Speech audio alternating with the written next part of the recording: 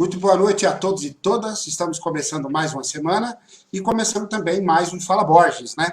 E atendendo a pedidos da galera aí que ficou falando, pedindo para mim pelo WhatsApp, pedindo através também do Facebook, através do Instagram também, hoje a gente vai fazer a live sobre a questão das eleições americanas, né? Bater um papo sobre o que significa as eleições americanas, o resultado, né? O que isso tem a ver com o Brasil, com a América Latina, com o mundo, né? E seguindo os pedidos aí da galera, ele aceitou o nosso convite de estar aqui com a gente. Mais uma vez, o nosso professor aí, professor Marcelo Buzetto, vai vir aí conversar com a gente um pouco sobre as eleições americanas. Boa noite, professor. Boa noite, Anderson. Boa noite a todos e todas que estão aí assistindo mais desse Fala Borges. Vamos conversar um pouco sobre Estados Unidos, né? Qual o impacto que essa eleição tem aí para nós. Muito obrigado aí pelo convite. Obrigado você por estar aí com a gente mais uma vez, aceitado o convite aí estar com a gente. Galera super aí empolgada em querer saber por você o que significa as eleições americanas para o Brasil, para os Estados Unidos, para a América Latina e para o mundo, né? Ouvir um pouco você. E aí a aula é com você e as perguntas elas vêm conforme a sua belíssima explanação aí com a gente, tá? Seja bem-vindo ao nosso canal. Beleza. Por onde começamos? Vamos lá. Essas eleições nos Estados Unidos têm provocado bastante debate aqui no Brasil, né? Muitas reflexões, né? Essa vitória, né, do Joe Biden, né? Numa eleição bastante apertada, bastante tensa, uma eleição marcada por grandes mobilizações populares, né, nesse ano de 2020. Então foi uma eleição num contexto bastante especial, né, se a gente olhar. Os Estados Unidos eles vêm sofrendo bastante o impacto da crise mundial do capital e do capitalismo. Os Estados Unidos eles são uma potência em declínio, em decadência. Os Estados Unidos não têm mais aquela capacidade de influência política, né, para que sua política externa, por exemplo, seja aceita em várias partes do mundo. Os Estados Unidos vem enfrentando muitos conflitos nos últimos anos. A ascensão da China, né, como uma grande potência em todo o planeta, vem de fato ameaçando, né, a posição que os Estados Unidos havia conquistado logo em 1991, com o fim da chamada Guerra Fria. Os Estados Unidos se aproveitaram, né, da derrocada dos países socialistas do leste europeu e também do fim, né, da União Soviética em 1991, para tentar vender para o mundo a ideia de que o capitalismo venceu o socialismo e de que o mundo viveria, a partir de 91, um mundo unipolar, uma única potência sobrevivente. E aí, a partir daí, entre 89 e 91, foi elaborado, né, um programa chamado Consenso de Washington, elaborado pelo Fundo Monetário Internacional, em especial pelos membros do FMI, que eram indicados pelo governo dos Estados Unidos, e aí eles começaram a recomendar a aplicação do neoliberalismo como a principal política econômica adotada por vários países do planeta, né? Iniciaram privatizações, vários países do mundo, em vários países surgiram governos que surfaram na onda do neoliberalismo, governos que apresentavam as privatizações como a solução para os problemas de redução do déficit público. Aqui no Brasil nós tivemos, né, o governo Collor, principalmente, e os 2 mandatos do Fernando Henrique, governos que iniciaram um programa de desestatização, de privatização, com o argumento de que ia diminuir o gasto público, ia sobrar mais dinheiro para investir em políticas sociais. Esse era o argumento. Então, os Estados Unidos propagandeavam essa ideia nos anos 90. Isso aconteceu no mundo inteiro, privatizações, flexibilização ou eliminação de direitos trabalhistas, e cresceu a pobreza, cresceu a miséria, cresceu a desigualdade social. E o capitalismo desse século XXI é um capitalismo que vive uma crise mundial, uma crise estrutural, uma crise permanente e prolongada. Então, as eleições nos Estados Unidos devem ser entendidas dentro desse contexto de crise mundial, de um sistema que ele não tem mais condições de garantir o mínimo de dignidade para a ampla maioria da população, seja nos Estados Unidos, seja fora dos Estados Unidos. Lá nos Estados Unidos, eles têm mais de 300 milhões de habitantes, existem lá cerca de 60 milhões de pessoas que são consideradas pobres, né, que têm muita dificuldade econômica. Desses mais pobres nos Estados Unidos, tem pessoas que não conseguem ter uma renda de $1 por dia, né? Então, tem hoje pobreza nos Estados Unidos, né? A pobreza cresceu nas últimas décadas nos Estados Unidos, com a aplicação de políticas neoliberais, seja pelos governos do Partido Republicano, seja pelos governos do Partido Democrata. Republicanos e democratas têm suas diferenças em alguns temas da política nacional ou internacional, mas no campo da economia eles têm uma unidade, é a aplicação do neoliberalismo, né, de medidas antissindicais, antipopulares, anticlasse trabalhadora. É como se fosse aqui o João Dória e o Bolsonaro. Eles têm uma retórica, né, de que são adversários, né, eles ficam brigando, ou como o Bolsonaro e a Rede Globo. Dá a impressão de que há um conflito entre eles, porque a Rede Globo, né, a Globo News criticam as medidas políticas do Bolsonaro, mas no campo da economia todos apoiam. A Rede Globo apoiou a reforma da Previdência, a retirada de direitos trabalhistas, o João Dória também. Então, lá nos Estados Unidos, a classe trabalhadora vive uma situação bem difícil, né? E essas eleições foram muito polarizadas, porque é uma eleição num período de crise. Há uma crise econômica, social, política, ambiental e institucional nos Estados Unidos. Isso se refletiu na disputa eleitoral.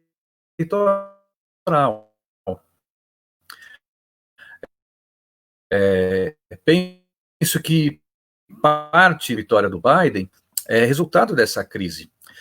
O Donald Trump se demonstrou um gestor, um governante profundamente inapto, incapaz diante da pandemia. A pandemia do coronavírus, acho que foi um elemento a mais, né, para tornar mais grave a crise social já existente nos Estados Unidos. O Donald Trump não teve nenhum tipo de habilidade, disposição, não teve planejamento, desdenhou, fez ironias, fez piadas, não acreditou, foi contra a ciência, criou inúmeros conflitos dentro do seu próprio partido e dentro do seu próprio governo, né? Questionou cientistas e especialistas do Comitê Anticrise para acompanhar a situação do coronavírus, elogiou num primeiro momento que tinha os melhores especialistas. Quando os especialistas apresentaram relatórios questionando a conduta do presidente e apresentando ideias contra as ideias do presidente, mostrando que a gravidade da crise nos Estados Unidos era algo que exigia do presidente medidas muito mais ativas, o Donald Trump começou, então, a desacreditar os cientistas, começou a demitir pessoas, né, que estavam envolvidos com a tentativa de conter a expansão do coronavírus. Então, o Donald Trump ele acabou sendo uma figura que empurrou para o lado do Biden, inclusive alguns eleitores, né? Mas o Donald Trump não perdeu totalmente seu apoio, né, nessas eleições. A gente percebe que a vitória do Joe Biden foi uma vitória apertada, né?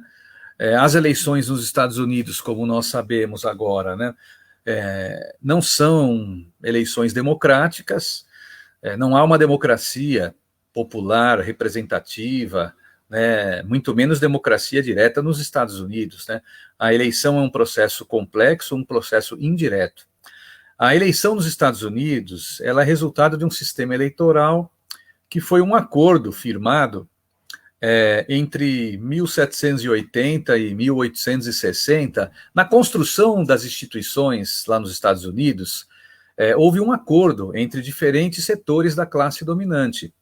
Os mais ricos nos Estados Unidos, desde a independência em 1776, o famoso 4 de julho, né, de 1776. Desde a independência, os setores mais ricos, a classe dominante nos Estados Unidos, sejam aqueles que atuavam na agricultura, né, os latifundiários do Sul, sejam os grandes comerciantes ou os grandes industriais do século XIX, eles tinham uma preocupação que era o seguinte: era fazer com que as coisas acontecessem sem que tivesse uma participação ativa, consciente e organizada das massas populares. A primeira preocupação era com as rebeliões de populações escravizadas, né? Então, aqueles que foram escravizados nos Estados Unidos, né, era sempre uma ameaça aos interesses dos mais ricos. Então, eles queriam fazer política de uma maneira que os escravizados e escravizadas não participassem das principais decisões políticas. Depois de 1861, 62, com a abolição da escravidão nos Estados Unidos, né, a abolição da escravidão ela não veio acompanhada de reformas democráticas no sistema eleitoral. Pelo contrário, a abolição da escravidão veio acompanhada, de novo, de normas e regras que sempre garantiram, até os dias atuais, que somente 2 partidos políticos que representam os interesses dos mais ricos pudessem chegar à presidência da República. Então, democratas e republicanos são parte de um mesmo projeto de dominação dos mais ricos contra os mais pobres. Em vários momentos, esses partidos mantêm divergências, mas nas questões fundamentais, eles sempre estiveram unidos. Quando, no início do século XX, começou a surgir um forte movimento operário, inspirado em ideias socialistas, anarquistas, comunistas, né, acho que todo mundo que estudar um pouco a história dos Estados Unidos vai perceber que no final do século XIX e início do século XX, os Estados Unidos tinham o mais poderoso movimento sindical que existia na humanidade. A quantidade de greves e mobilizações operárias lá era um negócio impressionante. Os sindicatos, no início do século XX, nos Estados Unidos, tinham uma força que só crescia. Tanto é que grandes mobilizações nos Estados Unidos inspiraram, né, a data do 1º de maio, quando em 1886 houve aquela greve, né, dos operários e operárias em Chicago, que resultou na prisão e enforcamento de líderes operários anarquistas. Também a luta das mulheres operárias, né, nos Estados Unidos do século XIX e início do século XX vão estimular muito que no século XX se tenha o Dia Internacional das Mulheres, né, que foi fortalecido com a vitória da Revolução Russa e tal. Mas os Estados Unidos sempre tiveram isso. Mas a classe dominante, a burguesia estadunidense, ela sempre se dividiu nesses 2 grandes blocos, Partido Democrata e Partido Republicano. É lógico que o Partido Democrata, no século XX, um setor do movimento sindical se juntou e se aproximou muito do Partido Democrata. Então, no interior do Partido Democrata, a gente pode identificar um setor de sindicalistas que tem lutado, principalmente desde os anos 60, por direitos civis contra o racismo, né? Pelo direito das mulheres, pelo direito da comunidade LGBTQI+. Então, esses direitos civis, né, de fato, tem dentro do Partido Democrata um setor que tem desenvolvido algum trabalho nessa linha, de defender o direito daqueles imigrantes que vivem numa situação ilegal. Então, é por isso que algumas pessoas acham que o Partido Democrata ele é mais avançado do que o Partido Republicano. Mas eu diria que as pessoas no Partido Democrata que têm vínculo com essas lutas pelos direitos civis são uma minoria, não são a direção do partido, né? Eles estariam mais representados, por exemplo, pelo candidato Bernie Sanders. Bernie Sanders é um senador que disputou no início, né, a candidatura pelo Partido Democrata. Mas, estranhamente, curiosamente, o Bernie Sanders abandonou a sua candidatura. Ele abandonou a sua candidatura, mesmo sendo uma candidatura que crescia em apoio dentro do Partido Democrata, principalmente entre os mais jovens, e fora do Partido Democrata, entre independentes. O Bernie Sanders talvez representaria um projeto um pouco mais avançado e mais progressista, né? Mas quando ele abandona e aí declara apoio ao John Biden, toda aquela moral que o Bernie Sanders vinha acumulando, né, dos últimos anos, ele acabou emprestando para o John Biden, né? E eu acho que também aí as mobilizações populares que aconteceram em torno da luta contra o racismo foram também fundamentais para garantir votos, né, entre a população negra dos Estados Unidos para o Joe Biden, né? Então foram vários setores que foram se somando contra o Donald Trump, que fez com que ele perdesse, né? É um sistema eleitoral injusto, né? Como a gente já falou, não tem eleição direta. Nos Estados Unidos você vota em delegados, né? Esses delegados são por estado. Nos Estados Unidos, cada estado tem sua autonomia para definir uma série de leis.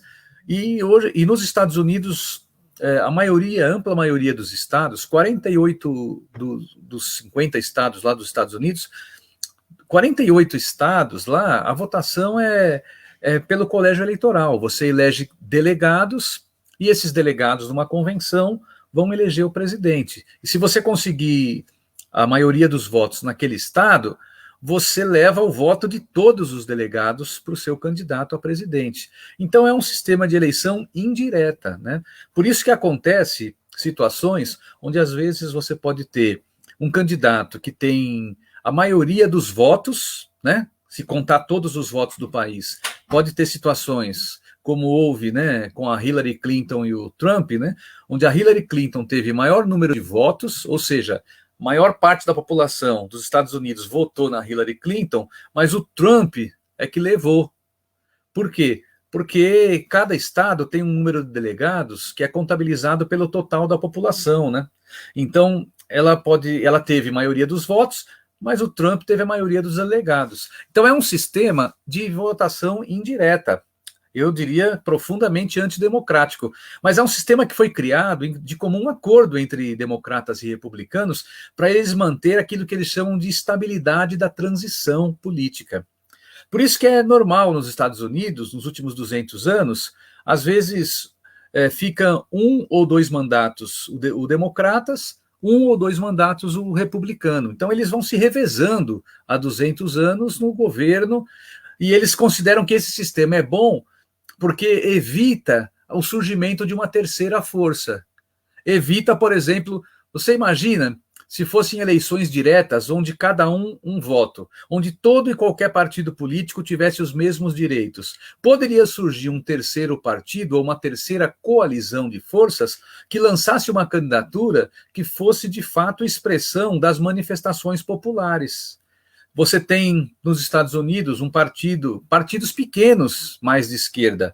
Você tem o Partido Socialismo e Libertação, que lançou agora como candidata a presidenta a Glória La-Riva e como vice o Leonard Peltier, que é uma liderança indígena que está preso, inclusive, desde 77, né?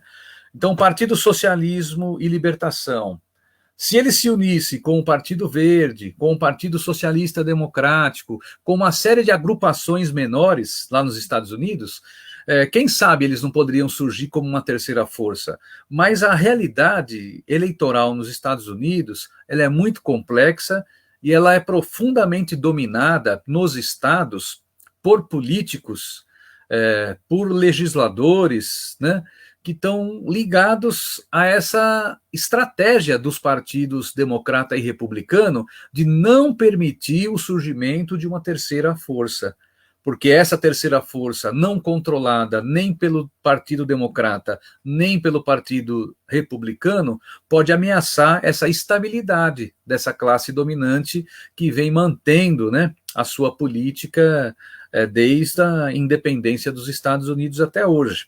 Então, acho que queria colocar alguns elementos, né, iniciais aí para você ficar à vontade de questionar, de perguntar, e a gente ir Não, maravilha. desenvolvendo aí Não, durante, né, os show. próximos minutos aí. Ô, Marcelo, professor, quando você traz toda essa linha de raciocínio, essa linha histórica a construção da democracia norte-americana, né, estadunidense, né? E quando você traz essa linha cronológica, histórica, de como foram feitas as articulações no que se refere à construção da democracia, só que, ao mesmo tempo, quando você diz isso, por exemplo, eu vi acompanhando pela TV, né, em especial pela Globo News, que era o canal que estava ali ansiosamente acompanhando e desejando que o Joe Biden ganhasse, né? John Biden. Mas olha, ao mesmo tempo que você fala isso, as pessoas nos Estados Unidos, o extrato da sociedade negro, as mulheres, os homossexuais, mesmo você falando desta construção, assim, eu percebi, eu não sei qual foi a sua impressão, eu percebi que as pessoas, elas, quando souberam do resultado, muitas pessoas choraram, assim, entraram assim no emocional absoluto, né? Como é que você vê isso, né? Ao mesmo tempo que tem essa construção, tem uma fatia da sociedade, uma grande fatia da sociedade, seria como se fosse uma libertação não eleger Trump. Como é que você vê essa questão essa Vamos questão cultural da imaginar o sociedade? dia que acabar o governo Bolsonaro. Vai ser, Aí, porra, aí vai nós ser vamos uma chorar. choradeira, cara. Nós vamos chorar tanto de alegria que vai ser uma choradeira, né? Vai ser uma emoção tão grande a gente se libertar de um governo tão genocida, tão irresponsável, tão medíocre, tão incompetente, tão assassino, né? Tão violador de direitos humanos, tão destruidor, né, de direitos sociais e trabalhistas, um governo que botou fogo na Amazônia, né? Então, nós, os povos da floresta, os animais, né, as onças do Pantanal, o jacaré do Papo Amarelo, as araras azuis, vai ser uma comemoração, cara, tão maravilhosa entre nós, seres humanos, seres todos da natureza no Brasil, que eu digo que é um pouco que o povo dos Estados Unidos viveu sob a direção do Donald Trump, né? Eu acho que a incapacidade, a arrogância, a intolerância, o ódio, a violência, a virulência do discurso e da retórica de Trump, ela de fato, ela agrediu demais uma série de valores, uma série de ideias, uma série de expectativas que muita gente tinha, né, e tal. Então eu diria que a comemoração que o povo dos Estados Unidos tem feito pela derrota do Trump, ela é bastante importante, acho que merece ser compartilhada por todos nós, né? Eu compartilho muito, né, essa derrota do Trump. Penso que compartilhar e comemorar a derrota do Trump não significa comemorar a vitória do Biden, né? Agora, eu fico tentando pensar como é viver nos Estados Unidos sob o governo de Donald Trump, né? Então, de fato, para uma mulher muçulmana, para uma mulher negra, para um jovem negro, para um jovem mexicano, para um jovem de Honduras, né, imigrante, é muito difícil viver com tranquilidade no governo Trump. Não que estava fácil a vida com o governo Obama, não estava. O governo Obama foi o governo que mais deportou imigrantes na história dos Estados Unidos. O governo Obama é um governo com as mãos manchadas de sangue. O governo Obama foi o responsável pelo golpe de Estado em Honduras, que tirou o presidente Manuel Zelaya em 2009. O governo Obama foi responsável pelo golpe de Estado que tirou o Fernando Lugo, do Paraguai, que tirou a presidenta Dilma, do Brasil, em 2016. Esses 3 golpes de Estado aqui foram organizados também com o apoio do governo dos Estados Unidos. Os embaixadores e embaixadoras, né? Aqui em São Paulo tem o consulado dos Estados Unidos. Então, os agentes dos Estados Unidos, durante o governo Obama, também fora dos Estados Unidos, participaram de golpes. promoveram e apoiaram o terrorismo no Oriente Médio, mas, pelo menos no discurso, na retórica, não que na realidade cotidiana teve muitas mudanças estruturais com o Obama, mas eu diria que na retórica houve uma retórica diferente. O Trump, todos os dias, ele e seus aliados agrediam as mulheres, agrediam a comunidade LGBT, agrediam a população negra, os afro-americanos, os latinos, né? Agrediam os muçulmanos, associando os muçulmanos a terrorismo. O Trump proibiu a viagem, né, para os Estados Unidos de pessoas de vários países muçulmanos, dando a entender que as pessoas que chegavam nos Estados Unidos, vindas de países como Irã, como Paquistão, como Líbia, como Síria, como Afeganistão, só para citar alguns dos países que estavam na lista do Trump, ele proibiu. Essas pessoas tinham famílias nos Estados Unidos. Muitas iam para lá para visitar seus parentes. Muitas tinham filhos, né, estudando em universidades dos Estados Unidos, através de programas, né, de intercâmbio, né, de bolsa de estudos, e não podiam mais, porque o Donald Trump proibia. Então, esse discurso, pelo menos do Biden e da Kamala Harris, agora é um discurso que fala de uns Estados Unidos para todos. O discurso do Trump não era um Estados Unidos para todos, né? Estados Unidos para o homem branco. Cidadão estadunidense para o Trump é o homem branco que tem os mesmos pensamentos e ideias que ele, não é um Estados Unidos para todos. Então eu diria que foi um alívio para essa população historicamente oprimida dos Estados Unidos ver, de novo, né, a vice-presidenta, por exemplo, a Kamala Harris, aparecendo, né, que ela é possivelmente a candidata a presidente nas próximas eleições. Agora, quem é mais crítico, quem conhece um pouco a história, sabe que não é só ter uma vice-presidenta que é filha, né, de jamaicano com indiano que vai melhorar as coisas. Não é só ter uma mulher negra na vice-presidência para que os direitos da população afro-americana sejam respeitados. Por exemplo, cresceu. É interessante na eleição que a gente vê algumas pesquisas nos Estados Unidos, de vários institutos, revelaram o seguinte, uma coisa curiosa, que em vários estados cresceu o voto de afro-americanos e latinos no Donald Trump. O Trump teve lugares nos Estados Unidos que o voto de negros e latinos cresceu no Trump.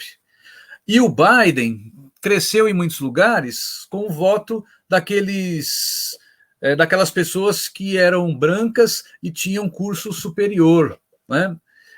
Então você teve uma série de situações extraordinárias sobre o comportamento eleitoral nos Estados Unidos, porque uma parcela da população negra e latina dos Estados Unidos alimentou muita esperança com o governo do Obama. A principal promessa do Obama era o seguinte: primeiro, o Obama tinha duas promessas que o Obama fez, concretas. Uma era o Obamacare, era o programa de garantir um sistema público de saúde para os mais pobres. O Obama não fez isso, não cumpriu, causou muita desilusão e decepção. A outra era de garantir acesso ao ensino universitário para a juventude pobre, para a juventude negra e latina e imigrante. Então, o Obama não fez reformas sociais importantes e ele terminou um governo frustrando muitas expectativas. Então, você ter a Kamala Harris como vice não é garantia de que direitos sociais serão ampliados. A política econômica neoliberal, o subemprego, né, o problema com a aposentadoria. Hoje, os Estados Unidos é um dos países do mundo que tem o maior número de pessoas da terceira idade morando nas ruas. É impressionante a quantidade de idosos nos Estados Unidos morando nas ruas, porque eles chegam numa idade onde eles não conseguem trabalhar, os seus filhos estão trabalhando em subempregos, ganham baixos salários, não conseguem sustentar os seus pais, e muitos moram nas ruas, tem crescido o número de população em situação de rua nos Estados Unidos. Então, é um país que tem o maior número de presos do planeta. E graças um pouco à política da procuradora Kamala Harris, na Califórnia e em São Francisco. Porque ela, atuando como procuradora, ela foi defensora da política de encarceramento em massa nos Estados Unidos.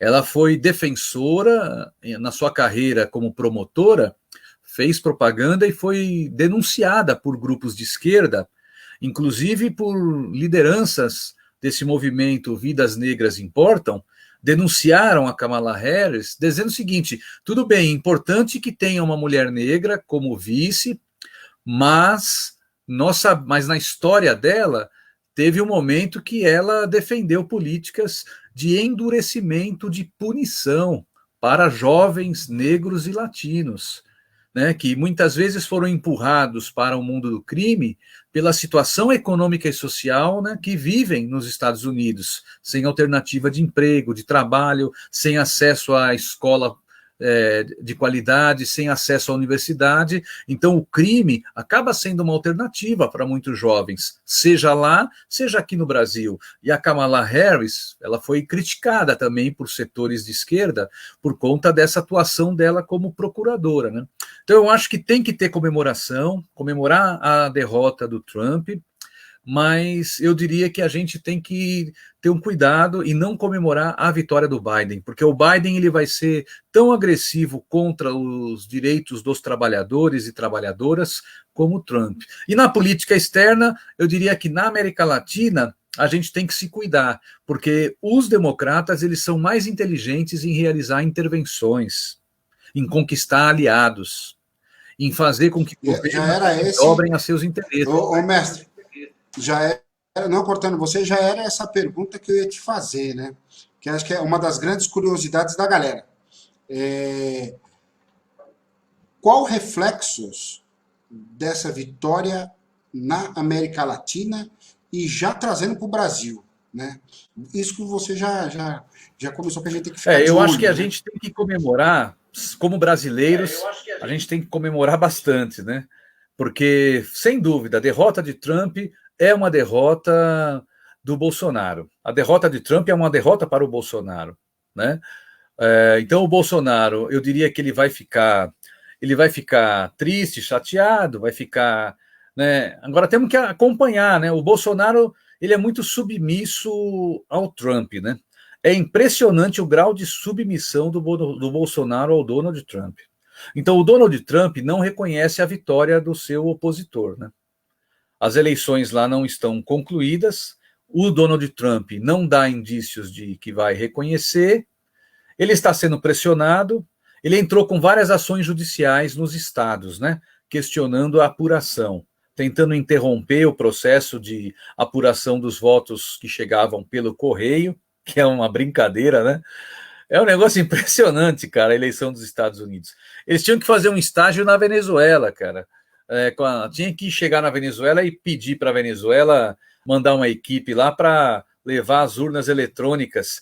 Que é engraçado, a Venezuela usa urnas eletrônicas que são fabricadas no Brasil. Mas as apurações lá é um negócio impressionante. Eu tive 4 vezes na Venezuela. A primeira vez que eu fui lá foi em 2004, para fazer parte de uma comissão, uma delegação de pessoas que iriam para acompanhar as eleições na Venezuela, né? A Venezuela tem essa tradição, desde o governo Chávez, de convidar pessoas do mundo inteiro para acompanhar o processo eleitoral. E lá, a urna eletrônica brasileira, né, mas que é usada na Venezuela, é um negócio impressionante. Porque na Venezuela também o voto não é obrigatório. Aí você se cadastra para votar. Mas na Venezuela, os dados do eleitor já estão todos lá no computador. Então você chega para votar, você apresenta o seu título e bota sua digital. Aí já aparece todos os seus dados na tela, né, do mesário, né? Aí você vota numa urna eletrônica, a urna emite um comprovante, cara. É como você vai no banco, né? Você faz o depósito. Se você faz um depósito lá de R$ 300 e não sai o comprovante, você fica meio na dúvida, né? Mas será que, né? Na Venezuela você vota e a urna te emite na hora o comprovante. E aí, além disso, eles passam uma tinta no seu dedo que essa tinta demora uma semana para desaparecer. Então é todo um sistema preocupado para não ter fraude nas eleições. Nos Estados Unidos não tem nada disso, né? É um sistema, né? Então o Trump está questionando o sistema eleitoral lá. Então eu penso que o Bolsonaro, a tendência é ele acompanhar o Trump nessa doideira de não aceitar, de não reconhecer. Mas eu diria que a realidade é muito mais forte do que qualquer vontade do Trump de desestabilizar o país. A preocupação do Trump é que é o seguinte: ele saindo da presidência, ele perde a imunidade que ele tem como presidente. Existem várias ações judiciais contra o Trump por não pagamento do imposto de renda, por fraude no imposto de renda. O Trump, ele é um empresário, ele tem várias empresas no nome dele.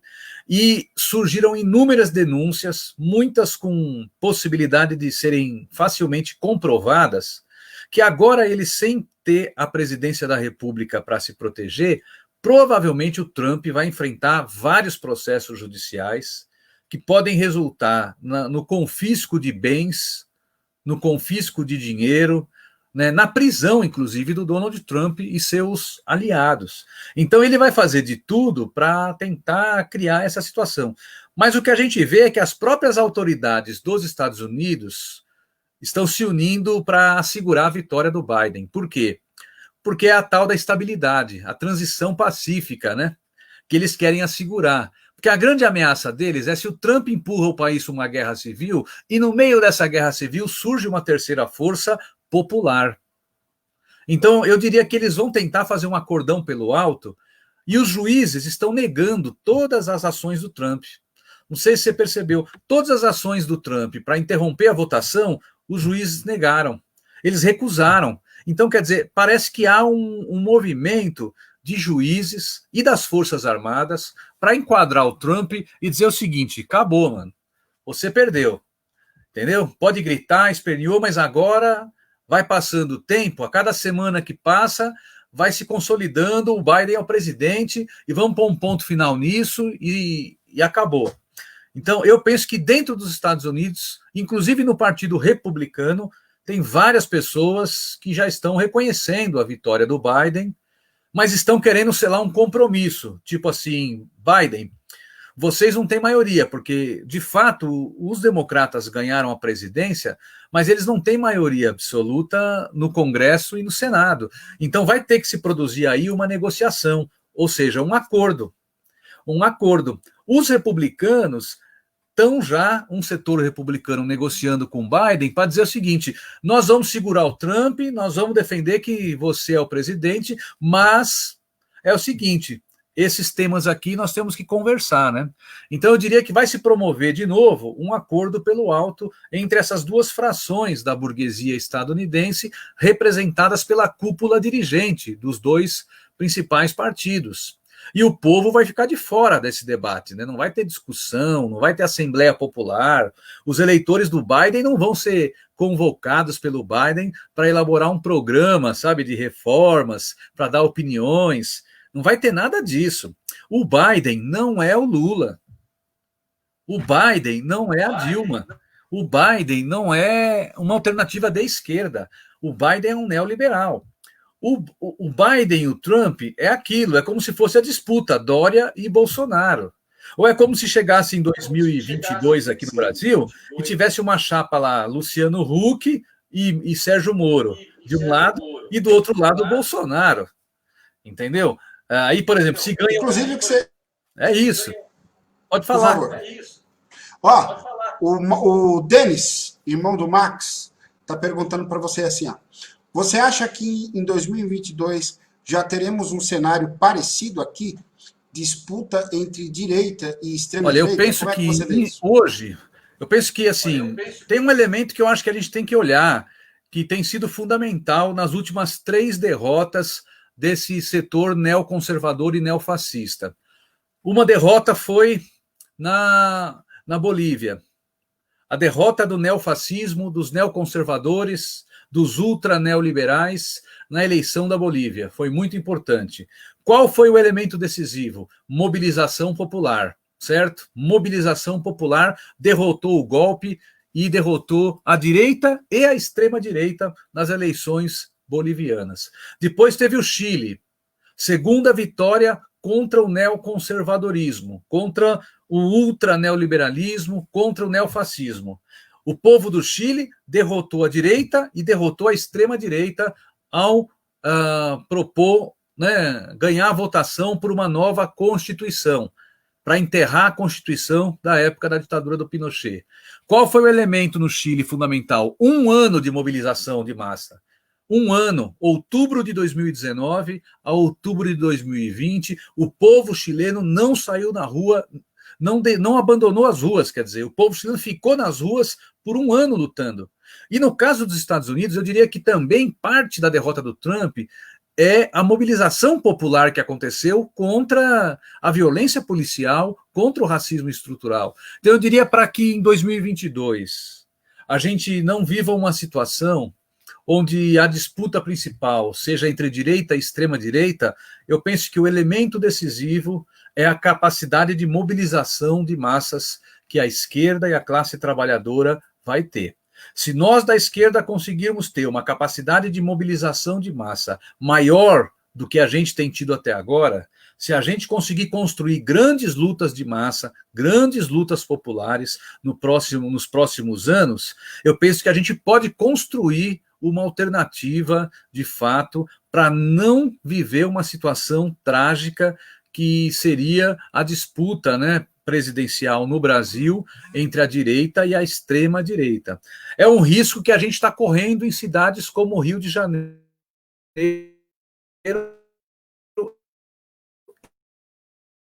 e São Paulo. Rio de Janeiro e São Paulo é um risco, precisa de fato ir pensar, né? Como o Denis colocou, pensar nessas possibilidades, porque a direita e a extrema-direita, eles têm o mesmo projeto. E eles vendem ilusões, eles seduzem, eles querem trazer a esquerda para o centro, eles querem empurrar a gente para o centro, eles querem empurrar a gente para uma frente ampla. Por exemplo, tem gente na esquerda brasileira alimentando ilusões e reproduzindo equívocos na análise dos Estados Unidos. O Flávio Dino, governador do Maranhão, comemorou a eleição do Biden fazendo a defesa da proposta de frente ampla, dizendo o Biden foi vitorioso porque lá teve porque ele trabalhou com a ideia de frente ampla. É como se os Estados Unidos e o Brasil fossem iguais. Não é igual. No Brasil, a esquerda tem pelo menos 30%, tem tido pelo menos, né, no mínimo, 30% dos votos da população brasileira nas eleições presidenciais são votos dos partidos mais à esquerda, né? Partidos populares que têm posições políticas históricas de defesa da classe trabalhadora. Então, aqui, nós temos que pensar num outro caminho. Mas eu diria que essa ameaça, né, de 2022, a gente ter candidatos fortes da direita e da extrema-direita, pode induzir setores da esquerda a trabalhar por essa ideia de uma frente mais ampla. Um nome muito à esquerda não vai dar, né? Um nome muito à esquerda vai prejudicar.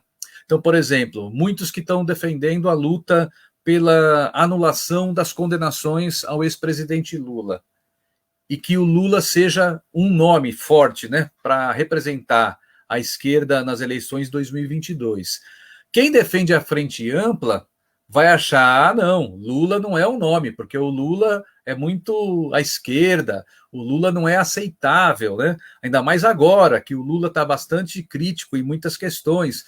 Então, eu diria que temos que fazer grandes mobilizações de massa e tentar construir, na minha avaliação, uma frente que seria uma frente de esquerda, uma frente popular, democrática, pela esquerda, com um programa de transformações sociais, estruturais, tirando lições, né, do que foram os governos anteriores. Eu acho que reconhecendo os limites, as fragilidades e os erros que foram cometidos, avançando, né, para um programa de reformas democráticas e populares estruturais, mas para isso nós precisamos ter o povo com a gente, porque não adianta também, se nós da esquerda elaboramos o melhor programa de reformas estruturais, se a nossa capacidade de mobilização continuar pequena. Então, para derrotar a extrema-direita, é preciso mobilização, trabalho de base, construção de um grande movimento social, popular, de massas, nos próximos anos, com muita luta e com muita maturidade da nossa parte e algum compromisso de unidade entre as direções das organizações de esquerda. Para a gente impor, seria maravilhoso, agora nas eleições municipais, a gente impor uma derrota, por exemplo, à direita e à extrema-direita nas eleições de São Paulo e nas eleições do Rio de Janeiro. Para nós, o melhor cenário seria derrotar o bolsonarismo, derrotar a direita e a extrema-direita em São Paulo e no Rio de Janeiro com a Benedita, né? Acho que São Paulo e Rio de Janeiro são duas capitais que a gente precisaria derrotar a direita e a extrema-direita, porque isso iria nos estimular, nos fortalecer e dar um impulso para a gente construir a derrota da direita e da extrema-direita. Não é fácil, mas nós temos dois inimigos. Temos que derrotar a direita, temos que derrotar a extrema-direita. E temos que tomar cuidado com as tentativas de nos empurrar para o centro e tentar forçar a gente a abandonar princípios históricos, né? Dizendo, vocês da esquerda, com esse discurso, não vão ganhar. Vocês têm que ser mais moderados, vocês têm que ser mais ao centro, porque agora a mídia, por exemplo, né, Anderson, você falou da Rede Globo. A Rede Globo vai jogar nessa linha. A Rede Globo vai dizer o seguinte, não queremos mais extremos. Chega de extremo, chega de polarização. Nem PT, nem PSOL, nem esquerda e nem Bolsonaro. A Rede Globo vai na linha de um projeto de centro, né? Por isso que ela vai apoiar candidaturas que estejam nesse caminho do centro e que vão surfar na onda do Biden, né? Agora, nós temos que ir para o meio do povo e dizer, olha, isso é uma falácia, né? Esses caras aí, eles vão destruir direitos sociais. Isso que você está trazendo para nós me faz lembrar, um dia eu estava assistindo o Pedro Bial, Conversa com Bial, e... Tem um comentário do Profeta aí, nosso grande irmão aí, nosso camarada Profeta aí, ó.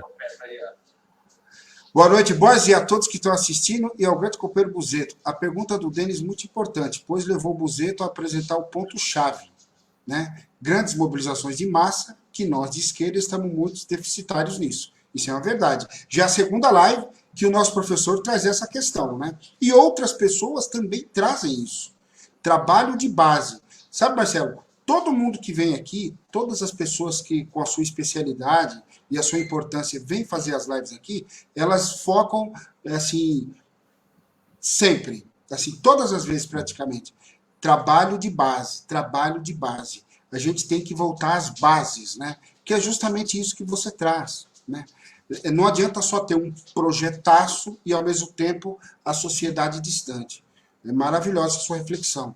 Eu estava assistindo, igual estava falando, conversa com o Bial, e aí estava, nisso que você está dizendo, estava o Rodrigo Maia, lá no... Assim, o que você está dizendo, eu assim, pensei imediatamente na ilustração, né? Duas coisas. A primeira, o Rodrigo Maia chorando no Conversa com o Bial, fotos de família, um cara super assim, emotivo, lutou, dificuldades, etc. Justamente jogando essa coisa um pouco da ideologia do herói e tal, etc., do homem do povo. E a outra coisa, outro personagem que me remeteu a pensar agora, com a sua fala, foi a entrevista no Fantástico com o Sérgio Moro. Assim, o super-homem, o cara do povo, o cara da justiça, né? O verdadeiro Superman, né? Que é justamente, cai nisso que você está dizendo, né? Já começa a criar personagens justamente no sentido de estreitar a questão da disputa eleitoral que se aproxima agora, 2022. E eu penso que o governo Biden ele vai intervir muito nessa linha, viu? Os democratas, os Estados Unidos perdeu sua influência no Oriente Médio e na Ásia. E na África está perdendo também, né? Ele não tem mais condições de manter sua influência lá. Está sofrendo derrotas da sua política externa em várias regiões da Ásia e da África. A Ásia está sob a influência da Rússia e da China. O Irã está ampliando sua influência também no Oriente Médio, no mundo muçulmano. Então, eu diria que na Ásia tem China, Irã e Rússia, que são três potências, né, que estão ameaçando e derrotando a estratégia da política externa estadunidense. O que acontece é que desde o Obama, a gente percebe que desde 2009, com o golpe em Honduras, os Estados Unidos percebeu o seguinte: qual é o território que nós temos mais chance de ter o controle, explorar as riquezas, é a América Latina. Então, eu diria que o governo do John Biden ele vai ter uma estratégia de aproximação dos governos da América Latina, no sentido de manter a América Latina como área de influência dos Estados Unidos a qualquer custo. Quando eu falo a qualquer custo, é o seguinte: governos da América Latina que não se submeterem ao governo dos Estados Unidos, à política externa dos Estados Unidos, eles serão derrubados. Eles vão construir uma ideia, eles vão estimular golpes de Estado, a Venezuela que se prepare, né? A Bolívia que se prepare, a Argentina que se prepare, o México que se prepare, ou seja, governos de esquerda, mesmo limitados, porque aqui para nós, o governo do México é bastante limitado. Não é um governo muito avançado do ponto de vista da esquerda, mas é um governo que tem respeitado a soberania dos povos, é um governo que tem se recusado a atacar a Venezuela, é um governo que defendeu o Evo Morales e disse: na Bolívia teve golpe. Então, o governo do México, o governo da Argentina, né? Agora o governo da Bolívia. O John Biden se elegeu, mas vai ter eleições no Equador. Já pensou se no Equador ganha o candidato, né, de esquerda no Equador? Então, você já pensou no Chile agora, né, se tiver nas próximas eleições no Chile, como resultado dessa mobilização, se a esquerda ganha no Chile? Então, essas vitórias pontuais, elas vão criando, né, um sentimento de que a esquerda pode voltar a ter mais força na América do Sul e na América Latina. Eu diria que o John Biden vai se preocupar muito com isso e vai tentar se apresentar como um candidato mediador dos conflitos, como o cara que quer unir e tal, e vai vir com força com a sua diplomacia aqui para a América Latina, tentar apoiar no Brasil candidaturas nessa linha que você falou. O Rodrigo Maia vai tentar colar na imagem do John Biden, eu tenho certeza disso. Então a direita e a extrema-direita no Brasil, eles têm plano A, plano B, plano C. Por exemplo, o bolsonarismo, a extrema-direita, eles têm um plano A, que é o Bolsonaro, mas tem o plano B, que é o Mourão.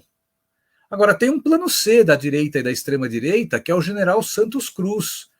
O general Santos Cruz, que foi do governo Bolsonaro, né? Saiu do governo Bolsonaro fazendo algumas críticas. Esse general Santos Cruz está correndo o Brasil inteiro, conversando com empresários, se mostrando como um cara moderado.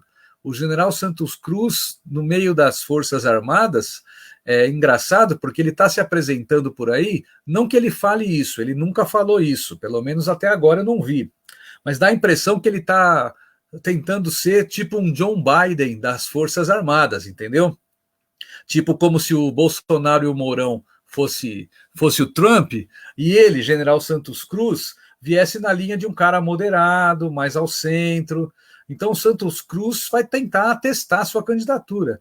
Agora, a direita tem o Rodrigo Maia, tem alguns falando, né, da possibilidade, está aparecendo aí, né, o Luciano Huck Moro como uma chapa, né? Então eles vão construir se espelhando um pouco nessa ideia que os Estados Unidos vai ficar melhor agora, que para pacificar o país, né, tem que ter um cara moderado, não pode ter gente de esquerda, não pode ter gente que defende greve, né? Tem que fazer as coisas pacificamente. Eles vão vir nessa linha, com muita força, muito dinheiro, muito apoio da mídia, né, empresarial aí. Tem um setor de empresários que vão jogar pesado, eu diria, nessas candidaturas, na linha de ter uma candidatura de centro.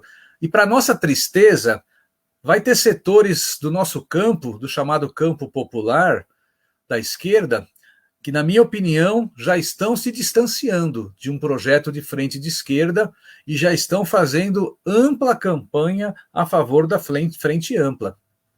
Então, tem setores da esquerda brasileira que já estão se descolando da ideia de ter um candidato de esquerda em 2022. Já estão dizendo que não, que nós da esquerda temos que dar um passo atrás na tática eleitoral, fazer uma composição com setores de centro como Rodrigo Maia, para que a gente possa derrotar a extrema-direita.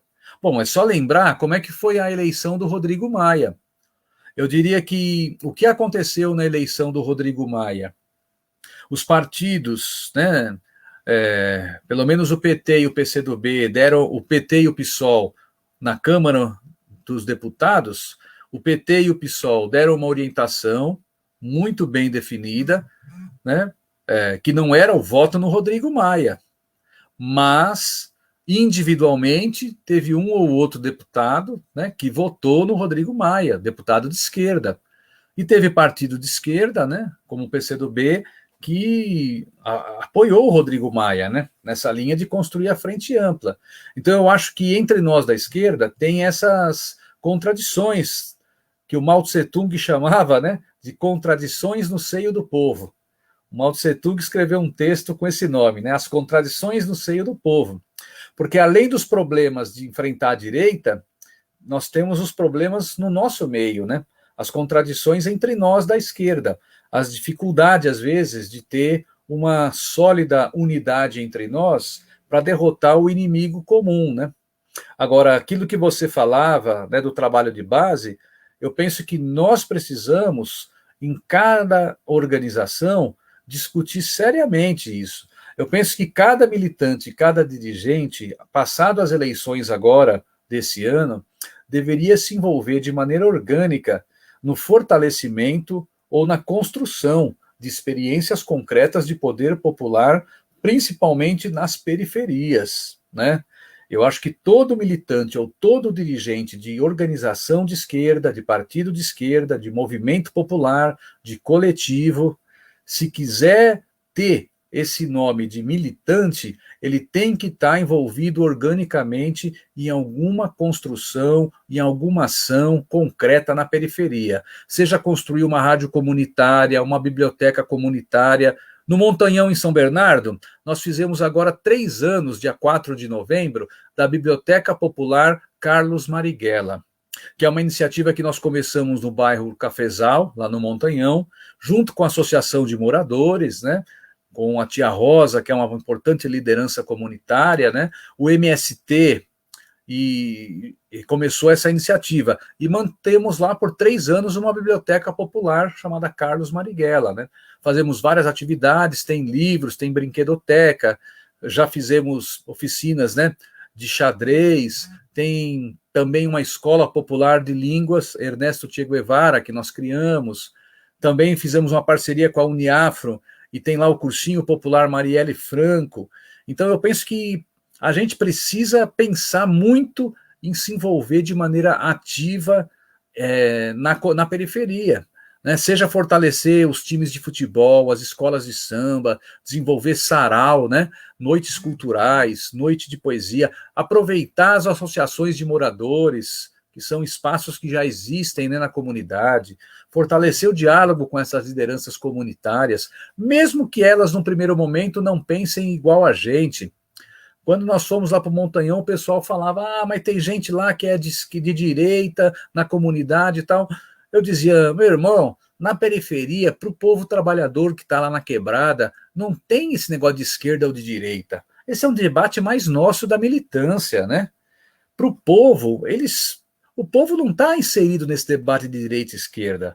Então, se a gente chegar na periferia com humildade, com tranquilidade, respeitando as organizações, as pessoas que estão lá, vamos procurar a liderança da associação, o padre, o pastor, o líder comunitário, o clube de mães, né, o time de futebol, né, vamos estabelecer contatos e vamos ver quais são os principais problemas que tem no bairro, quais são as soluções que a gente pode ajudar a construir de maneira coletiva, fortalecendo as iniciativas comunitárias. Não é chegar na periferia para dizer o que aquela comunidade tem que fazer, mas é ouvir, conhecer a realidade primeiro, entendeu? Ouvir as pessoas, ouvir o que elas têm a dizer sobre nós, né? O que elas acham dos nossos movimentos, dos nossos partidos, dos governos que nós apoiamos, o que teve bom, o que teve ruim, e construir essa força coletiva com a população participando de maneira mais ativa. Não sei a fórmula mágica, a gente tem que construir os meios, né? O que eu acho é que os partidos, movimentos, sindicatos, coletivos precisam fazer esse esforço nos próximos anos para a gente desenvolver iniciativas concretas de poder popular a partir da base, né? Fazer live é bom, colocar a periferia nos programas é bom, falar de textos e defender teses de mestrado e doutorado sobre a periferia é ótimo, mas tudo isso é insuficiente. A gente precisaria se organizar e fazer um planejamento e colocar nossa militância, que em cada cidade, cada partido, cada organização escolha um bairro, um único bairro, e fala, olha, nos próximos 5 anos nós vamos fazer um trabalho no bairro. E com paciência, porque esse trabalho de conscientização, esse trabalho de base, ele não é um negócio que acontece em 2, 3 meses. Acho que o resultado é plantar uma semente de rebelião, de rebeldia, de resistência, e ir construindo e cuidando para que essa semente dê frutos depois de 5, 10 anos. É assim que se forma uma liderança popular. Você vai formar uma liderança na comunidade em 3 meses? Não vai.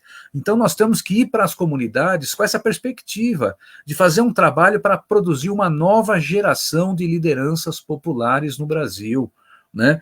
E para isso dar frutos, nós temos que nos envolver e fazer um planejamento que pense nessa perspectiva, ó, daqui 5, 10 anos, nessa comunidade, nós vamos ter um grupo de 50 jovens organizados, que vão estar aqui na comunidade, fazendo atividade cultural, lutando e pressionando a prefeitura para ter uma coleta de lixo decente na nossa comunidade, para que aqui tenha reformas, que tenha iluminação decente, para que tenha uma escola pública de qualidade no bairro, né, para que tenha uma creche aqui no bairro que atenda de maneira digna as famílias que precisam que seus filhos fiquem numa creche para os pais poderem trabalhar. Essas pautas, né? Pautas do cotidiano, né? Porque a gente não vai mobilizar o povo chegando lá para falar de socialismo, né?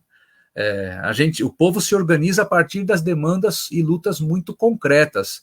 E a partir daí a gente vai conscientizando e pela própria experiência de luta, o trabalhador e a trabalhadora vai chegar à conclusão, né, de que esse sistema capitalista não é um sistema que vai solucionar nossos problemas. A gente luta hoje por saúde, conquista a melhoria, entra um governo diferente, muda tudo.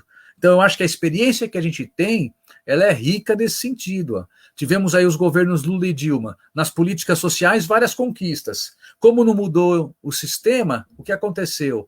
Todas as conquistas que a gente teve, nós estamos perdendo, né, em pouco tempo. Então é esse o processo de conscientização que eu acho que a gente precisa fazer, né, nos próximos anos, né? Maravilha! É ótimo ouvir você, né? Porra, pô, tá todo mundo aqui, ó.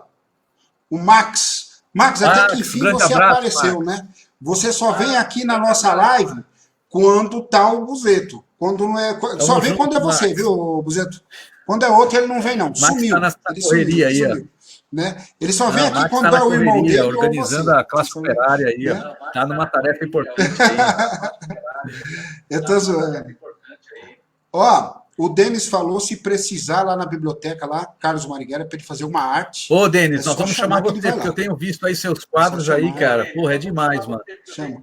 Denis, eu acredito, nós vamos chamar você para fazer uma arte lá, hein, cara. O Denis sem comentários, né, cara? O Denis, maravilhoso, né? Essa família do Profeta, vou te contar, viu, cara? É uma Liga da Justiça, né? Ó, o Max aqui, ó. Opa, desculpa aí antes, estou na rua direto. Eu imagino, né? Aqui, né? Deixa eu ver aqui. O Max dizendo, muito bom o contexto dessa live, pois na base é onde acontece a luta na prática, né? Maravilhoso, né? Max, de novo aí, o companheiro Buzeta é um formador, né? Formador nada, isso é uma biblioteca, ele tem tudo que está ali atrás na cabeça dele. Ele é super fera, né? Super. Aqui a Fernanda dizendo: o sistema capitalista não é inclusivo. A Fernanda fez uma live com a gente sobre engenheiro ambiental. Ela fez uma live com a gente, cara, sobre essa questão Não, e esse do que tema do meio... alimentamos, da Não, poluição. Quer isso que a dizer, Fernanda tudo vai ao fala encontro. sobre o meio ambiente é importante, né, cara? Porque hoje não dá para a gente discutir nada e a gente percebe que a reprodução do capital ela vai numa velocidade muito mais intensa do que a capacidade que a natureza tem para se reproduzir, né? Então nós estamos vivendo de fato uma calamidade do ponto de vista social e ambiental, cara. A humanidade precisa construir uma alternativa sistêmica, uma outra ordem social não capitalista. Não é só porque a gente acredita que o capitalismo não é um sistema com vontade ou condições de melhorar as condições de vida no planeta. O capitalismo ele é um sistema que, além de não melhorar, ele é um sistema profundamente destrutivo. Se a gente, enquanto humanidade, né, não conseguir dar uma resposta e construir uma ordem social mais justa, né, menos destruidora dos recursos naturais, da terra, do meio ambiente, né, uma ordem social que não se baseia no envenenamento das águas, na queimada das florestas, no envenenamento da nossa comida, né, que a gente sempre fala, né, a comida está envenenada. Se a gente não der uma resposta efetiva, construindo uma nova ordem social, a gente corre o risco, sim, nos próximos anos, nas próximas décadas, de ver uma humanidade cada vez mais caminhando para a sua autodestruição, né? Com esse sistema capitalista cada vez mais excludente e cada vez mais concentrador de riqueza, né? Poucos grupos econômicos, poucas pessoas acumulando riqueza. Você vê numa pandemia, quantas pessoas que viraram bilionários. Teve um grupo de pessoas que enriqueceu na pandemia, enquanto a maioria do mundo empobreceu. Nós falávamos de eleições dos Estados Unidos, é o tema especial de hoje. Sabe quanto eles gastaram em média na campanha eleitoral? 15 bilhões de dólares. Foi o gasto na campanha eleitoral dos Estados Unidos. Só o Joe Biden gastou cerca de 3 bilhões de dólares. Agora, você imagina, quantas pessoas no mundo não tiveram acesso ao auxílio emergencial? A nenhum auxílio emergencial na pandemia, cara. E os caras gastando 15 bilhões de dólares numa campanha eleitoral. Então, esse é um sistema completamente irracional, cara. Onde os caras estão gastando bilhões numa campanha eleitoral, enquanto parcela da humanidade não tem acesso a esgoto, né? A um sistema de saneamento básico decente, né? Na sua casa, cara. É impressionante. É como a Índia, né? A Índia que agora tem um governo que é aliado dos Estados Unidos, né? Tem gente na Índia que não tem o que comer, passa fome, né? Não tem água potável, e a Índia está lá gastando milhões, bilhões em armas nucleares, né? E tal, e fazendo projetos, né? Para garantir lucro para poucas, né, poderosas empresas e corporações empresariais do país, né? Mestre, obrigado. Obrigado pela aula, obrigado pelo carinho, obrigado por estar aqui com a gente, trazendo suas ideias, seu conhecimento, justamente no momento agora que a gente precisa mesmo ouvir, né? Pessoas legais, pessoas da academia como você, militante, guerreiro, que ao mesmo tempo tem a teoria e a prática junto, né? Porque a grande mídia, ela descarrega uma quantidade de informações a seu favor e ao favor da classe, que é aquilo que você falou no começo da live, né? Que está junto ali, ligado. São irmãs, né? São irmãs, classes irmãs, né?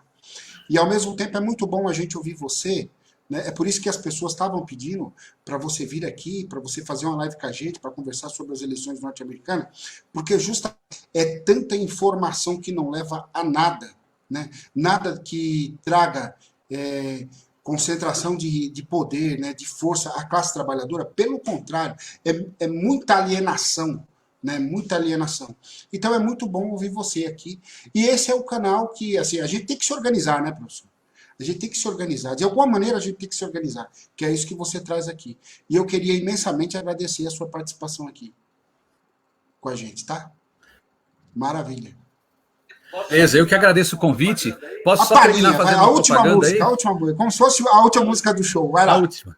É o seguinte, nós estamos construindo um canal chamado Estratégia e Política no YouTube. Então eu pediria para que vocês pudessem, né, dar uma olhada nesse canal, Estratégia e Política, assistir os vídeos, compartilhar, se inscrever também no canal. E nós vamos fazer um curso de formação gratuito, que vai ser transmitido também pelo canal Estratégia e Política. É um curso de formação chamado Pensamento de Carlos Marighella, né? Nós vamos estudar os escritos de Carlos Marighella.